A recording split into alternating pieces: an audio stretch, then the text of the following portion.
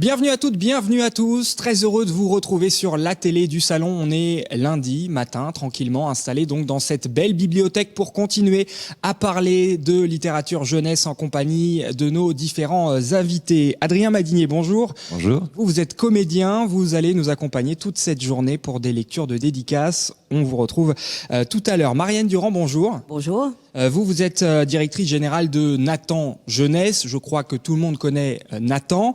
Malgré tout, est-ce qu'on peut quand même dire un petit mot d'introduction sur la ligne éditoriale de Nathan Jeunesse ? Oui, alors c'est vrai, vous avez dit, tout le monde connaît Nathan, on a tous des souvenirs d'école. Alors mais moi, je vais vous parler d'autres livres, ceux qu'on lit et qu'on dévore après l'école ou avant l'école ou pendant les vacances. Donc notre ligne éditoriale, en fait, c'est d'essayer de faire des cadeaux à tous les enfants. Alors quand je dis à tous, Nathan, c'est pas du tout une maison élitiste, vraiment avec l'idée de pouvoir s'adresser à tous les enfants et puis à tous selon les âges. Alors on commence des tout petits, vraiment les premiers livres. On a à cœur de les leur offrir jusqu'à ce qu'on appelle aujourd'hui les jeunes adultes. Mais en fait, c'est 15 ans, 20 ans, 25 ans, avec de la littérature, soit française, d'auteurs français, soit des pépites qu'on va dénicher. On a été par exemple les très précurseurs dans le mouvement américain de Black Lives Matter. Donc on a publié Angie Thomas. Voilà, avec cette volonté chaque fois de donner aux enfants le meilleur, qui les aide à grandir, à se construire et à s'émanciper. Alors pour avoir des exemples justement concrets, Marianne Durand, on va piocher dans les dernières parutions de Nathan Jeunesse avec lesquelles vous êtes gentiment venus. On a ce premier livre, un mot d'explication. Alors un mot d'explication, présentation même. Quand on doit grandir, on doit comprendre son monde et l'inscription qu'on a dans ce monde-là. Alors il y a une très belle exposition à la Cité des Sciences qui s'appelle Bio Inspiré, et on a souhaité accompagner cette exposition d'un livre qui montre comment en tant qu'être humain on peut s'inspirer de la nature pour vivre mieux. Alors, je vais vous donner un exemple. Aujourd'hui il fait très froid. Eh bien la manière dont les manchots organisent leur groupe en cercle concentrique, ça a donné des idées extraordinaires pour sauver l'énergie et bâtir des villes qui consomment moins d'énergie. Qu'on appelle, voilà. Je crois, le biomimétisme. Hein. Exactement. Voilà. Donc la nature nous inspire et l'idée vraiment c'est d'être inspiré. Donc voilà, je voulais le caser, biomimétisme, parce qu'on n'a pas souvent l'occasion de le faire. Voilà, on a un deuxième livre avec lequel vous êtes venu. Alors changement d'ambiance, la course au chocolat. Alors ouais, c'est de saison aussi, les chocolats. Alors là, on est pour les plus petits. C'est un duo autrice-illustratrice extraordinaire. Hein. C'est Astrid Debord à la plume et Pauline Martin au crayon et au pinceau. Alors c'est une très belle histoire, c'est-à-dire que on avait demandé à Pauline de représenter, on lui avait donné une carte blanche l'année dernière de représenter la Maison Nathan. C'est un truc qu'on fait depuis quelques années. Cette année, c'est Sébastien Pelon qui a eu la charge de représenter ce qu'était la Maison Nathan. Et Pauline, elle a fait un bateau. Et puis, comme elle la connaît bien, cette Maison Nathan, elle sait qu'on est beaucoup, que on aime beaucoup échanger, etc. Et elle a totalement changé sa manière de dessiner. Elle a été très inspirée. Et du coup, elle a fait des images qui grouillent de détails. Alors là, vous avez une ville, vous pouvez avoir une bibliothèque, un salon de thé extraordinaire.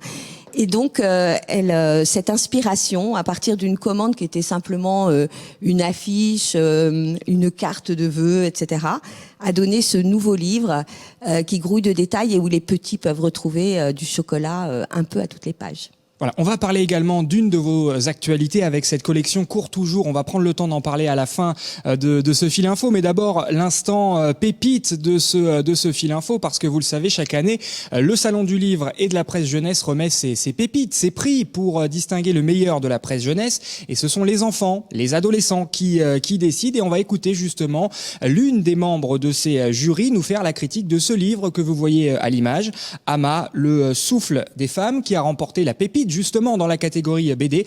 Qu'en a pensé Bianca ? On l'écoute. Bonjour, je m'appelle Bianca, j'ai 13 ans et aujourd'hui je vais vous donner mon avis sur la BD Ama, le souffle des femmes. Donc j'ai vraiment adoré BD parce qu'elle m'a fait découvrir un métier que je ne connaissais pas du tout, le métier des Ama. J'en ai appris plein sur ce métier du début jusqu'à la fin de l'histoire grâce à des personnages au caractère très fort.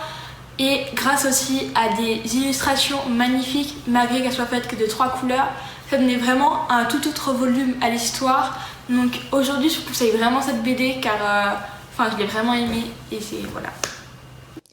Merci beaucoup Bianca pour cet instant pépite. On va passer maintenant à notre instant lecture avec vous, Adrien Madinier, comédien, parce qu'on a cette année cette opération Une histoire pour toi, des livres qui sont envoyés par le Salon du Livre et de la Presse Jeunesse à 25 000 enfants de la Seine-Saint-Denis, des livres d'abord achetés dans les librairies, puis donc distribués gratuitement à 25 000 enfants du département de la Seine-Saint-Denis, avec à chaque fois à l'intérieur des marque-pages, avec des illustrations. En l'occurrence, vous en apercevez une, elle est signée Régis Lejon, des images donc, mais aussi des mots, du texte. Et c'est là qu'on vous écoute, Adrien Madinier. Quand nous lisons le mot fleur dans un livre, chacun de nous voit sa fleur, imagine son parfum. Cette fleur est unique, différente de toutes les autres. Et celle que tu vois, personne d'autre ne la verra jamais. C'est pareil pour les fusées, les bandits, les princesses et les monstres marins. C'est pourquoi ton livre n'appartient qu'à toi. C'est une dédicace de Delphine Valette. On en a encore 2. On y va, on continue, Adrien. Dis, je sais que tu es en train de lire. Et à tous les coups, je te dérange. Mais ça fait longtemps quand même. Tu penses à bien t'hydrater ? Ce serait dommage de tomber raide d'un coup, desséché. Tu ne pourrais même pas lire la suite. Prévois une gourde ou un thé. Voilà. Comme ça. Et un plaid pour les pieds. Juste parce que c'est mieux. Tu es bien là, posé ? Nickel. Je m'en vais sur la pointe des oreilles. C'est une dédicace de Julia Thévenot. Et enfin, la littérature est essentielle pour toi, parce qu'elle va te donner des ailes. Et qu'il est très utile d'apprendre à s'envoler avec un masque pour sauver le monde. Je te souhaite d'immenses explorations imaginaires. Prends ton temps, voyage à ton rythme et suivant tes envies. C'était une dédicace de Jovitek. Merci beaucoup Adrien, on vous retrouve tout au long de cette journée donc pour des lectures de dédicaces. Marianne Durand, directrice générale de Nathan Jeunesse, je l'ai promis tout à l'heure, il faut qu'on parle quand même de cette nouvelle collection que vous venez de sortir, hein, si je me trompe pas, et qui s'appelle Cours toujours. Qu'est-ce que c'est ? Alors, qu'est-ce que c'est ? C'est une idée qui est née de ce qu'on appelle les lecteurs. En fait, moi, j'ai été extrêmement frappée. Je crois que c'est Daniel Pénac qui le dit. Le verbe lire, il se conjugue pas à l'impératif. Il y a des injonctions qui sont faites aux enfants et aux ados. Il faut lire. Alors moi, j'ai plutôt envie de dire que c'est pas du tout une obligation. Simplement, si on lit pas, on loupe quelque chose. Et puis, il y a cette idée qu'il y a des gros lecteurs, et les gros lecteurs, c'est ceux qui lisent des gros livres. Et en fait, là, on est plutôt sur des petits livres. Et là, on est plutôt sur des petits livres.